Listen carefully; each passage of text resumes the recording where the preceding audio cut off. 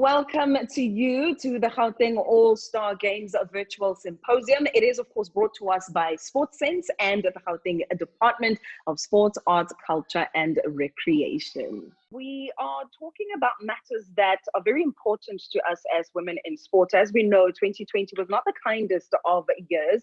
It's a year that started with so much promise, and unfortunately, it brought about tragedy as well as a catastrophe. It gave us a pandemic, a worldwide protest against racism, gender-based violence, and economic exclusion of women in sport, and of course the continued discrimination of people based on their sexual orientation. This is just one of the many challenges that we face head on. And today, as women in sport, we'll be discussing across the globe some of the most issues, the biggest issues rather, for us as women that have made us feel vulnerable and under-supported in the sporting community. My name is Mpho Letsholonyane, and today I'm joined by absolutely phenomenal women in the world of sport. First off, let me start by saying welcome, ladies. That is Refiloe Jane, who's an AC Milan and Banyana player. Welcome to you.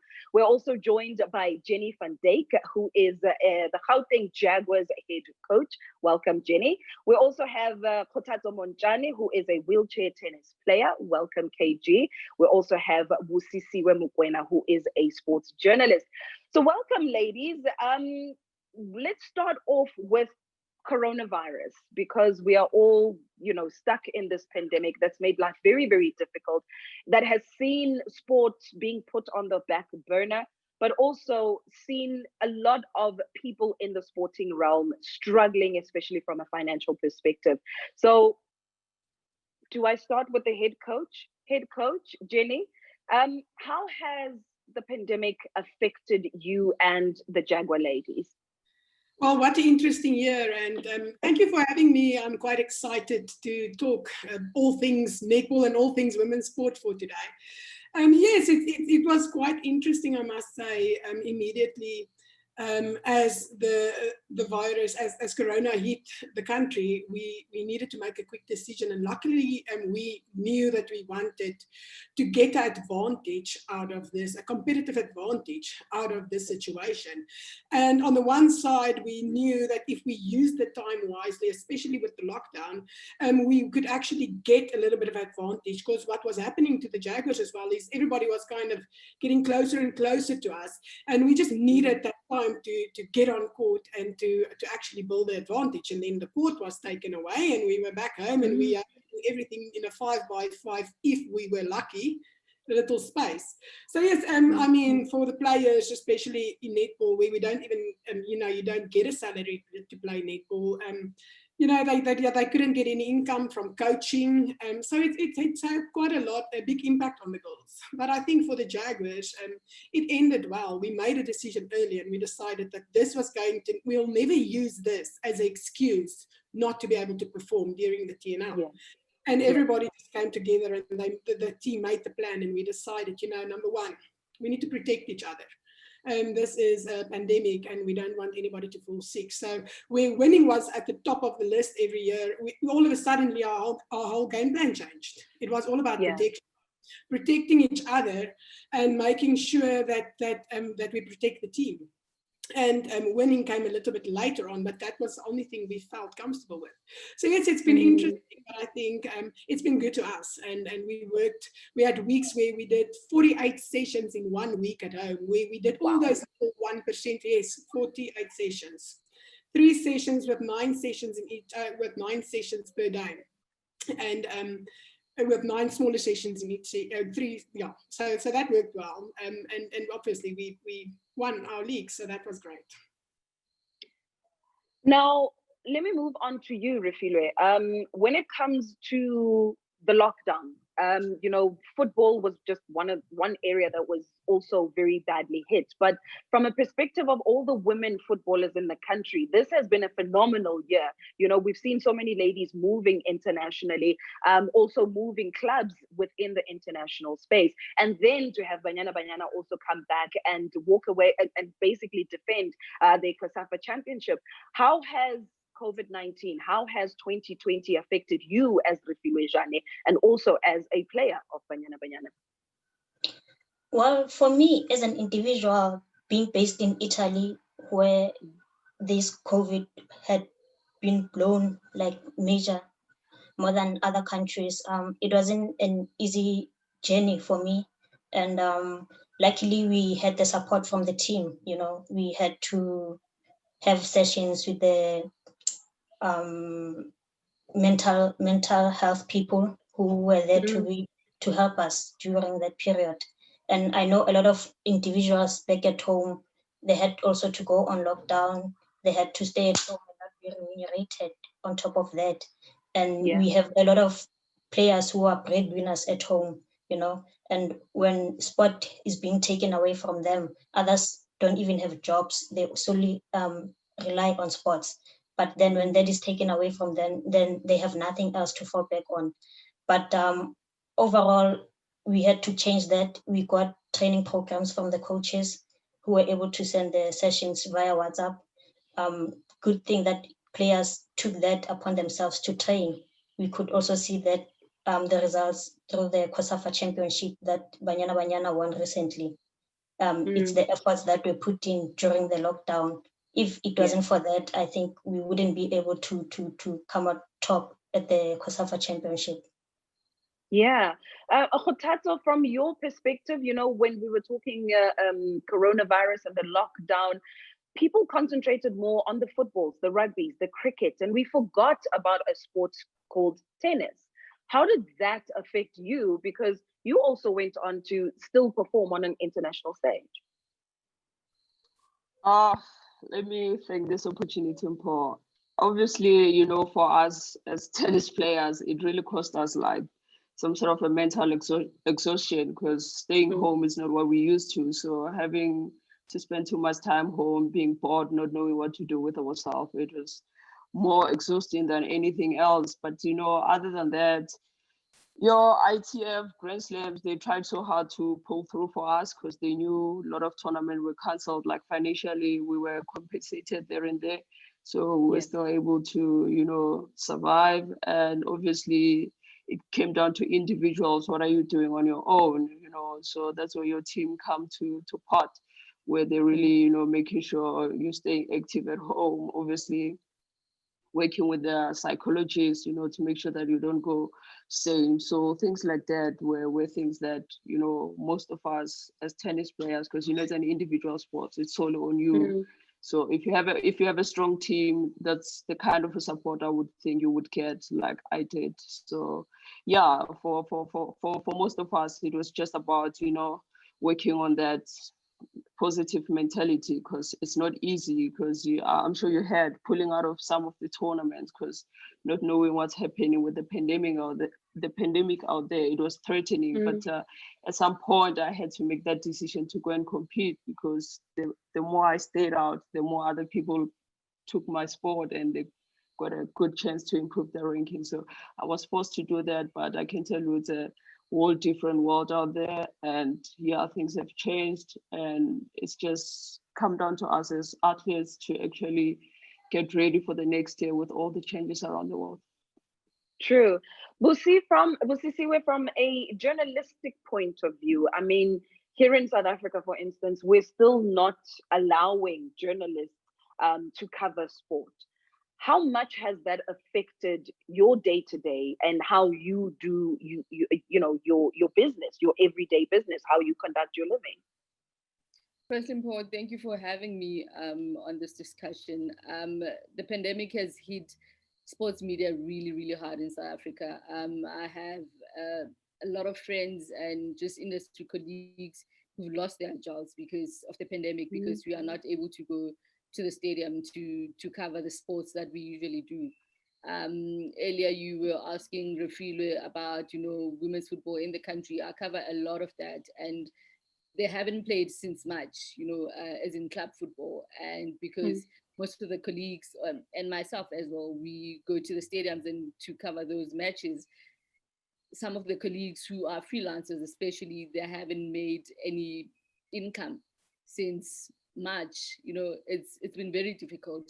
Um, the pandemic has also forced us to find new ways of getting news, because unfortunately we're not out there, we're not able to meet with people, meet with sources and find stories. Now we have to use technology, and sometimes not everyone is accepting or friendly towards technology, so it becomes very hard for us to find those stories. So that has really impacted like a lot of us, like badly, like financially. It's been a very tough year. I'm just hoping that maybe in the new year, when the new year comes, the vaccine will be back, so that most of us are able to start work again. Because you can just imagine the people who have lost their jobs, those who have been retrenched, the freelancers who are not making enough anymore. It's been really hard. Now we have to start from scratch. It's either you have to sacrifice, think about, okay, do I get data for this month to find stories, and you have to sacrifice some things because money is not coming in. It's been very hard. It's hard to find stories. It's hard to find people who are willing to meet with you, understandably so, because the pandemic is still here, the virus is still here, and we don't know for how long it's going to be, and not everyone has a strong immune system, and people don't want to risk their lives, which is really understandable. It's been really hard, especially in the sports medium. Now, when it comes to women in sport, and any one of you ladies can respond to this one, generally the notion is that men can make a living out of sport. Be you a coach, be you a person on the field, or be you a media person. But generally the perception is that women play sports or get involved in sport as a hobby. What are your views on that notion? Because it's a very tricky one. Like I said, any one of you ladies can answer that one. Okay, I think I should go first. Most of the, let me make an example with women's football. Most of the people who are involved in women's football, whether it's administration or their players or they are reporters, it's because of passion.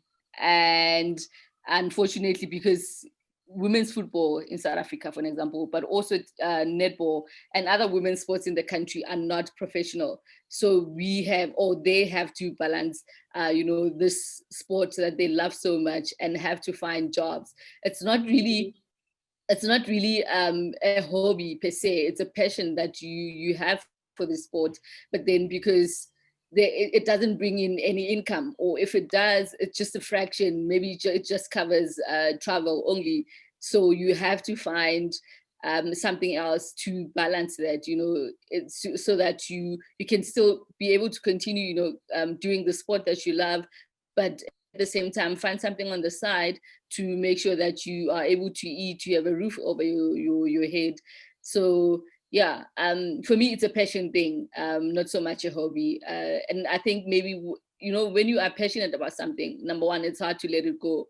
If you do let it go, you feel incomplete, and you will go back. And I know, I'll make an example. I know a lot of women who stopped playing football because women's football in South Africa is not professional. They're not making money. And now it compromises their well-being.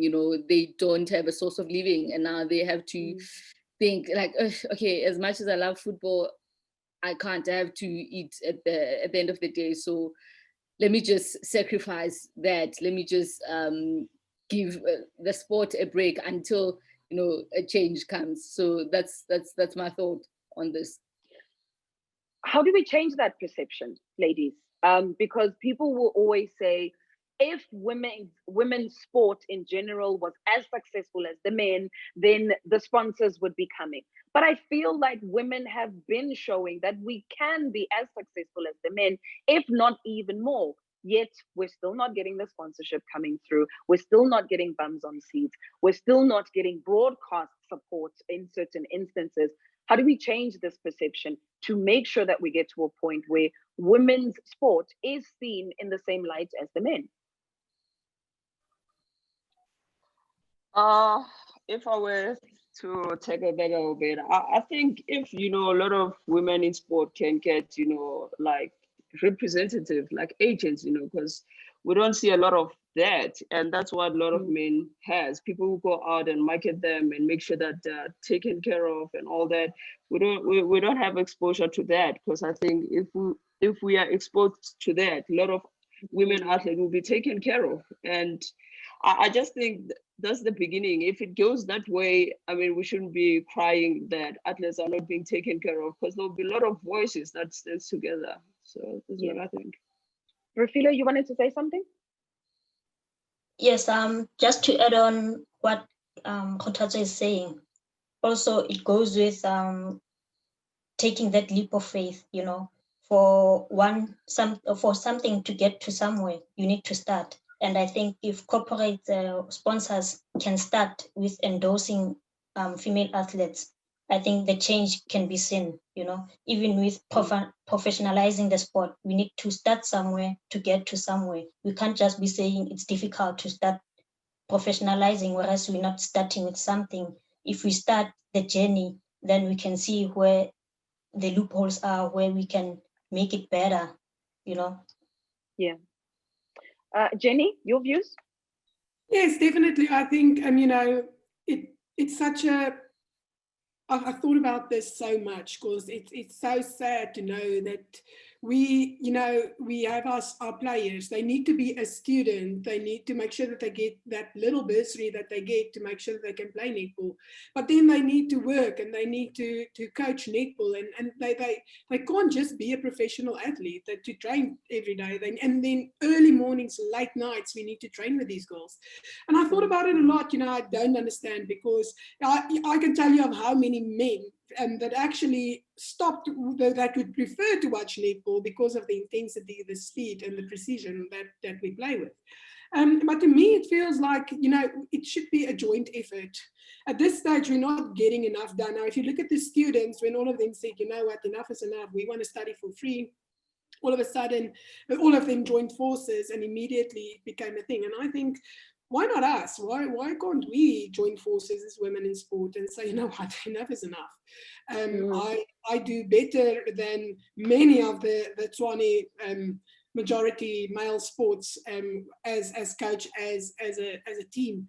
And we do so well, why can't we get the same? And maybe we should start thinking about that, because obviously the asking politely is not working that well, Jenny, as you're saying that, I'm reminded of the women's, the US women's team having decided, you know what, we've won the World Cup. We deserve to be paid just the same as the men. I sometimes look at Banyana Banyana, and I think if there is ever a successful, team in terms of our footballers, national teams, it is the women. Yet here we are sitting with the inequalities.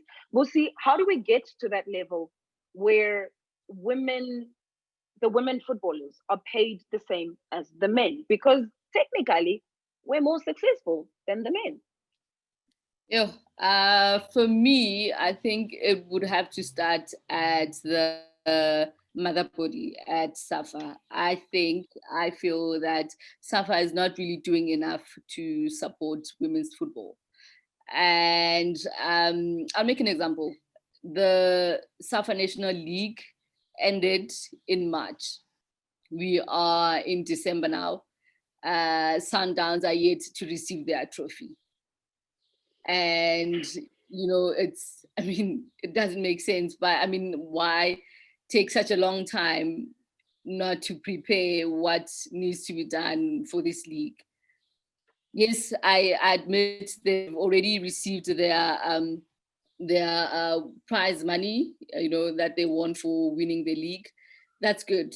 But why is it taking so long for the mother body to organize the trophy and the medals to get to the teams? It starts there for me. It starts with SAFA treating women's football differently. Over the years, I've written countless articles on the lesser treatment that women's football receives at SAFA, like from SAFA. Honestly speaking, I think sometimes I feel tired for always reporting on the same issues that can easily be changed. There's articles from 2013, 2015, 2017, 2019 that are still saying women footballers are not getting their money on time. Why? Why is it so hard to just change that one thing? Surely it can't be that hard. So for me, it has to start there. It has to start from the mother body, respecting women's football. Number two, getting corporate to support women's football, women's sports in general. We shouldn't wait for a big event to start supporting women's sports. I mean, 2023 is around the corner. We'll be hosting the Netball World Cup. Why aren't like corporate companies coming on board now to say, oh, okay, netball is doing really well in the country. They did very well at the World Cup last year. We have some funds that we can support them with so that they make sure that when the tournament comes to the country, and then we do much better than we did in 2019. We need the support of corporates. We need the support of the federations themselves. We need the support of South Africans. One thing, just last week, I was listening to a radio show, and they were talking about this issue that women's sports is not, women athletes are not getting paid what they deserve. You know, they're getting paid little. And one of the hosts said she'll start watching women's sports just because. That's another problem. We can't have people who are saying they will support women's sports just because they feel pity for us. Support us because you really want to support us. Support us because you do believe that, you know what, there is something that we have. By we, I'm also including myself, the athletes, administrators, just everyone who's under the women's sports umbrella. Support us genuinely. Do not feel pity for us, because if you support us out of pity, then after 3 weeks or a month, you say, you see, this is why I wasn't doing it. So just do it out of your heart, just genuinely. So that's what, those are the main three things for me. Don't support women's sports because you feel pity, because you don't get paid well, because we don't get the numbers in the stadium. Support us because you genuinely believe that there is something there. Corporate South Africa needs to do better. I mean, in the country, I can count on both hands the number of female athletes who have personal endorsements from sports apparel. Why? Why? Yeah. We have so much talent in the country. Why isn't the talent supported enough?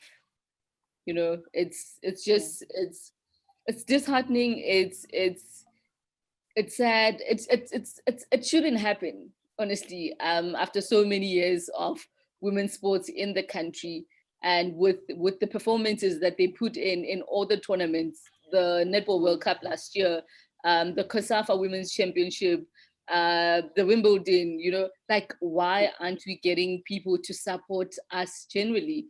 That's what we need. I think if we can just get that, then it will make things easier for the athletes to perform even better, you know. I agree. I agree with you completely, because even from a coverage and journalistic point of view, there's only so much the Busisiwes of this world can do. But if corporate South Africa does not want to realize the power, especially the buying power of women in this country, and back it, then we really have a long way to go. So I just wanted to change direction a little bit and look at what we're going through right now as a country. We are firmly into 16 days of activism, which ends on the 10th of December. I wanted to know your take on what is happening in the country, where gender-based violence is such a scourge, but every single year we have these 16 days where we talk. We do a lot of talking. There isn't too much action, but here we are yet again. What are your views on 16 days of activism? Are we doing enough? Is all the talking making a change in what's happening in the country? Any one of you ladies? Don't be afraid. I think there's not enough being done, because if enough was being done, we won't be going through, same thing every year, women being abused, women being uncomfortable, like you're saying, there's talk and talk and talk and talk, and there's no action. And, like Jenny said earlier on, it will take an action for something to actually change. And, when coming to women, one thing we don't really have is that unity. And I think for us to succeed in anything, we need to be united. Even this thing of GBV, should we be united somehow and fight it? It will be done, but we just need to figure out ways to just be united and take it head on, because we can't be, tweeting it from our couches and discussing it on the Zoom, but we're not doing anything about it. So I think it will just take an action for united women, or us as women, to tackle it. And I think that's where we will be head. I agree. Jenny? And I also think, at the end of the day, it's the quality of what you want to discuss, and the quality of what's the word that you want to get out there. Because I think back 20 years back, I was a first year Tikkie student walking in, only wanting to play netball. And I studied to play netball because that's how much I loved it. And these days, if I look at my first years coming in, there's so many things. There's so many, you've got all these issues. It's in the media, there's just so many choices of what you want to support and when you want to support it and who you want to be, and you have all these choices. And at the end of the day, there's so much noise, and the noise are just there. But it shouldn't just be noise. It should be when we do it, it should be something significant, and it should be something that people take note of. And that's where I think sometimes we kind of missing it at the point a little bit. But back then, 20 years back, when I was still a young athlete student playing netball, nobody fought anything, nobody said anything. So you just had to take it, and you just had to go home and do whatever you have to do. So luckily there's more than what there used to be. So it is better. Should we, as women in sport, be taking the baton and wanting to run with it and say, listen, I am the head coach of the Jaguars. I am Kgothatso Montjane, a world-renowned tennis player. I am Refiloe Jane. I'm an international footballer. I'm Busisiwe Mokwena. I'm an international reporter and journalist.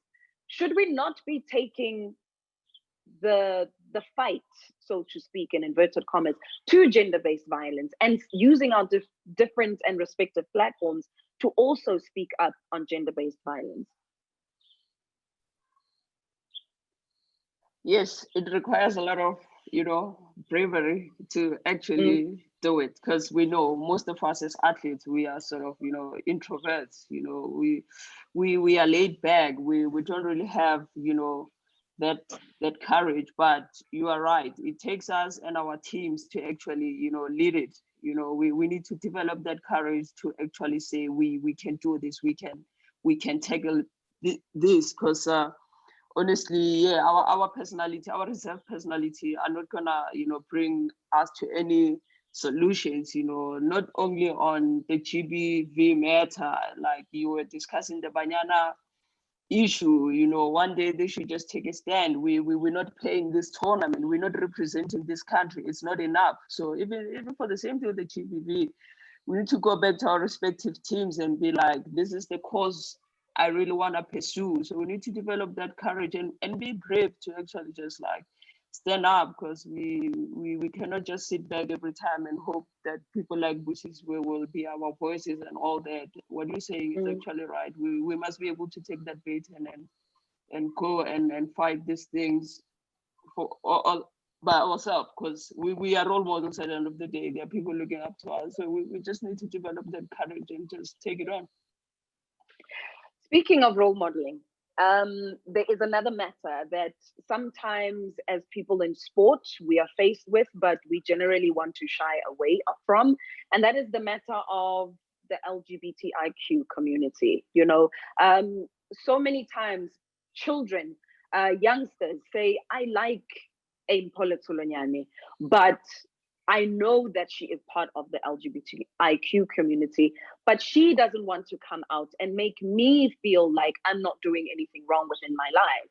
How do we use, in that respect, our platforms again to make young girls feel comfortable and also to conscientize society to say there is nothing wrong with being part of the LGBTIQ community?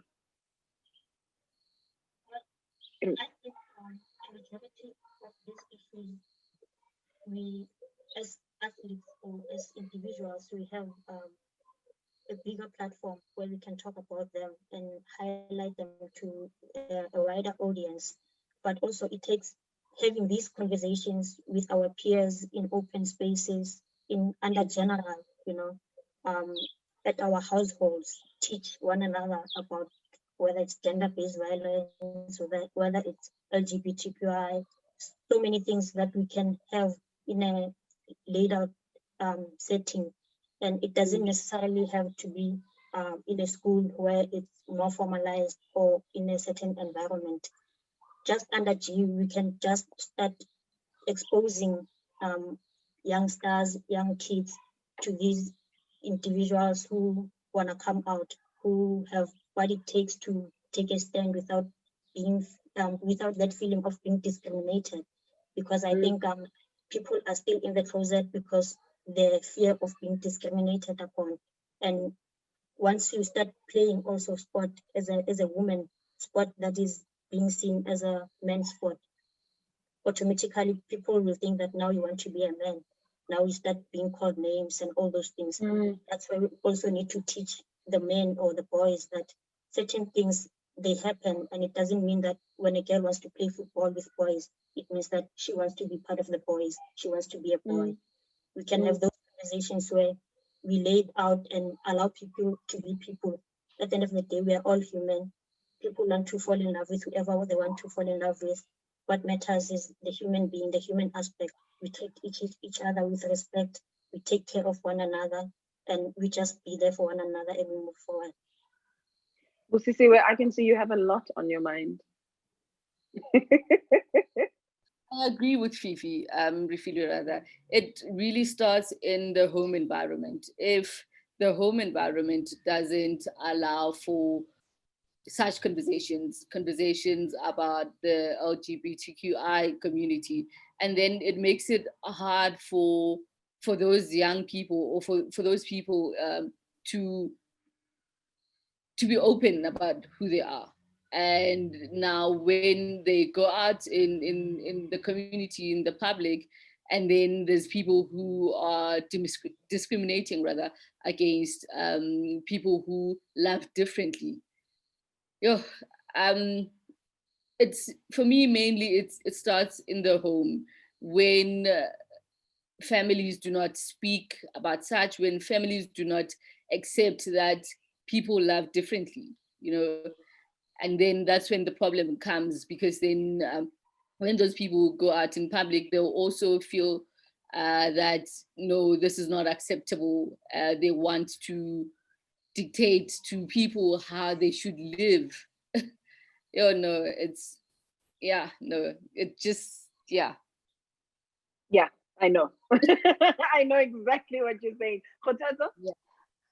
I also think it's about time this thing has been thrown into, into education, be a syllabus. If they can put a sex education at school, why not put this thing? Because it's out there, it exists, and we see a lot of brands are starting to endorse that. Nike, for an example, they've got a Be True type of a campaign where they actually encouraging athletes to be who they are. So why don't, at some point this thing be thrown into education as a syllabus, so that kids can have a choice.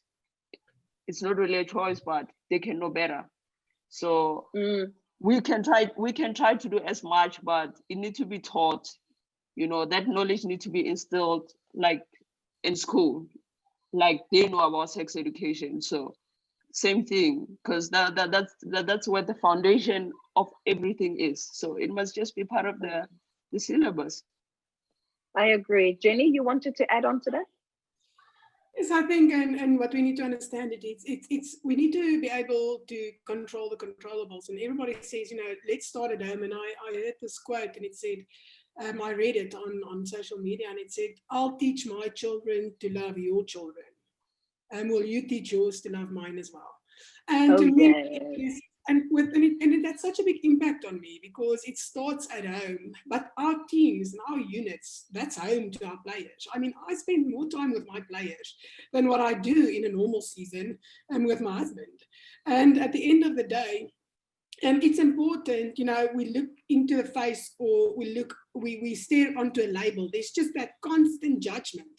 And we as a Jaguars team had to get to a spot in a space where we said, you know what, everybody is different and everybody lives their life, but that's what's so fantastic. So let's throw away the judgment, and let's start communicating with each other. Let's start understanding each other a little bit better. Why are you so passionate about Black Lives Matter movement? Tell me about it. I don't know, because I didn't grow up that way. I need to understand, and then to get to a space where I say, okay, I can't relate, but I have empathy because I understand what you are telling me in all these different issues. And I think that's where that love and that empathy is going to be. It's such an important aspect. But within your team, you need to know that, girls, this is what we want to get done. In this team, you need to feel that you are welcome. In this team, you need to feel, and within this team, we accept each other 100%.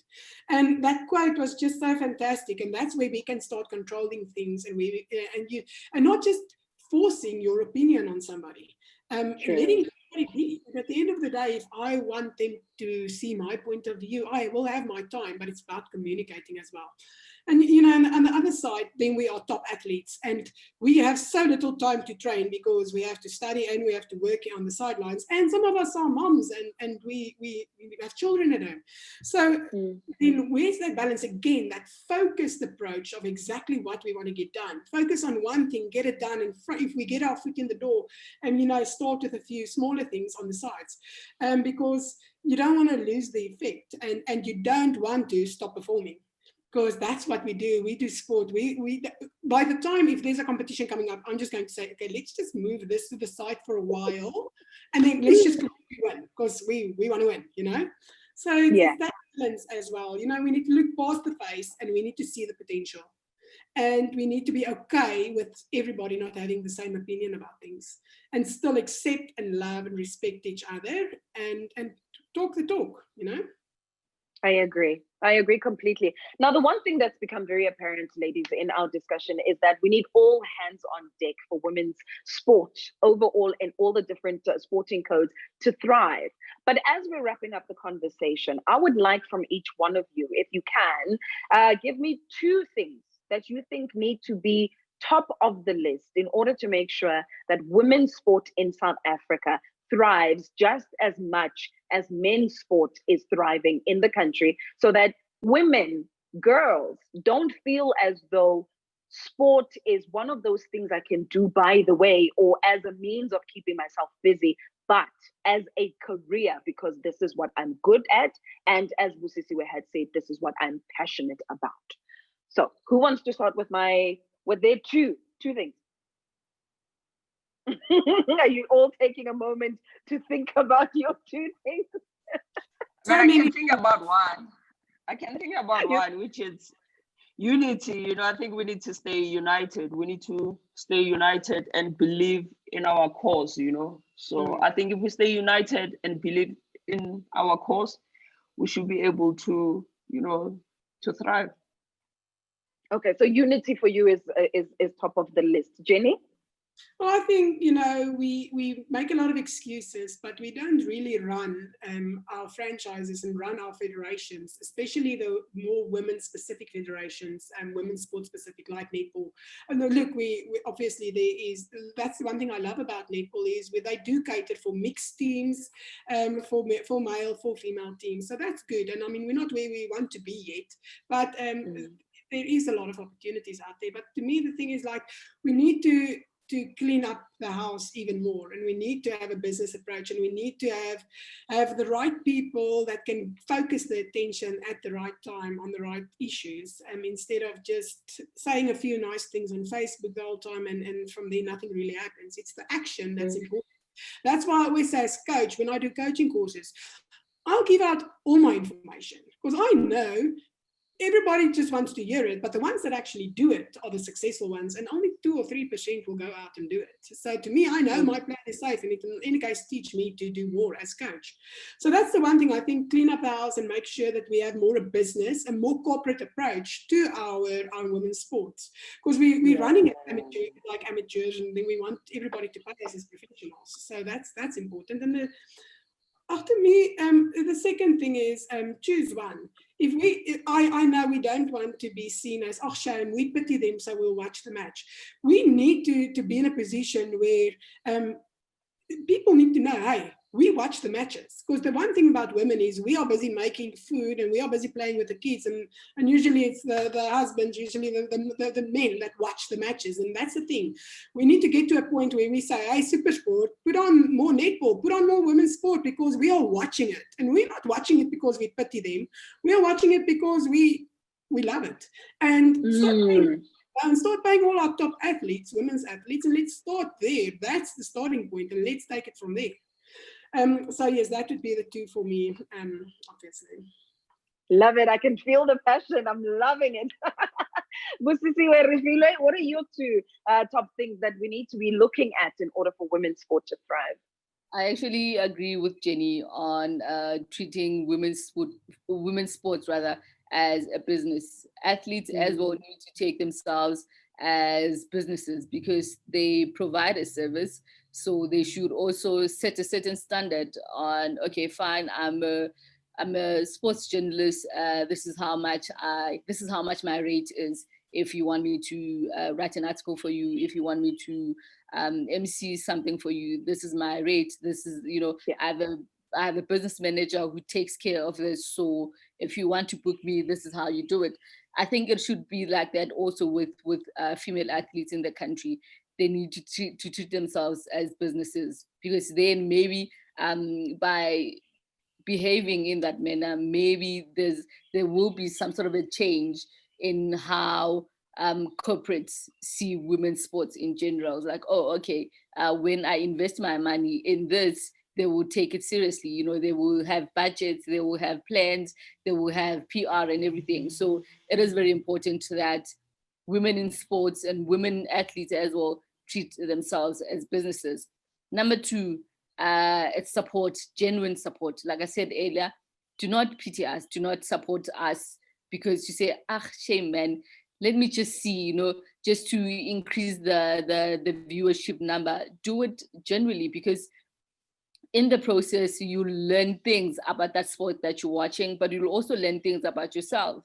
You will change your perspective about certain issues that you thought, certain misconceptions that you had about that certain sport or about the certain athlete, until you watch them and support them and learn about them. So for me, treating ourselves as business and not back down. Someone saying, okay, yeah, I hear you are charging 5,000, but I only have 1,500. No, treat yourself as a business and just respect yourself for that. And then other people will respect you too. And also the genuine support from corporates and just South Africans in general as well. So don't just do things for exposure. You already have enough exposure. Exposure doesn't pay the bills. It doesn't pay for Wi-Fi. So no. I agree with you, Refiloe.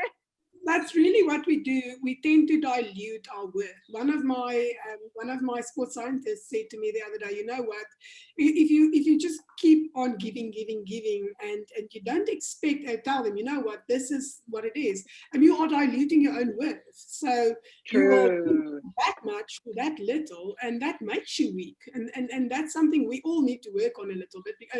And obviously it's now difficult because now you're just in financial need with the whole COVID thing. The whole country is in a bad state. So yeah, it is difficult, but we should work on it. We definitely do. Refiloe, what are you two things that we need to work on as women in sport? For me, number one is professionalizing all our leagues, where we can make a living out of the sports that we play. You know, we don't want to be an afterthought. I'm looking also into being treated fairly as their counterparts, as our counterparts. And if they can make a living out of the same amount of work they put in the sport, why cannot we? You know, so many of us, we leave sports to venture into other things, whether it's a different job or school, just because you're not getting what you're putting in. We invest so much into the sport for us not to be getting something in return. And I think if also we can be treated fairly, that can take women's sport forward. If we do so well as individuals and as teams, I don't feel why we shouldn't be rewarded deservedly so. I agree with you, ladies, completely. I think if we as a collective, as Kgothatso had said, we become united and we decide that, you know what, we are professionals and we're going to be treated as such, not only from a personal perspective, but also from a team perspective. You know, if the men can be getting all these sponsorships, then surely corporate South Africa should also be looking at women's sport. And more than anything, we also need to be able to support one another. If I know something that Busisiwe can do and someone is asking for it, I need to be able to pick up that call, that phone and say, Busisiwe, there is this opportunity for you to do A, B, C, and D. Please get on board and do it without feeling as though Busisiwe is going to take my position or is going to take my spot. So it all just has to do with us being very, very united as women in sport. Jenny van Dijk, Kgothatso Montjane, Refiloe Jane, Busisiwe Mokwena, thank you so very much for indulging me in this conversation here today. I really do appreciate you having taken the time to join me, and also to you watching from home. Thank you so much, very much for having taken the time to join us, and more than anything, for listening in on the issues that women in sport do have as a collective. Ladies, thank you so much. Thank you, Mpho. Thank you. Thank you, thank you, thank you.